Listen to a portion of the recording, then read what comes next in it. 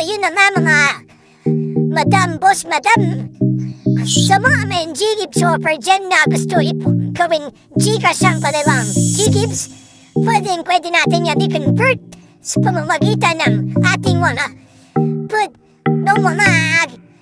conversion process.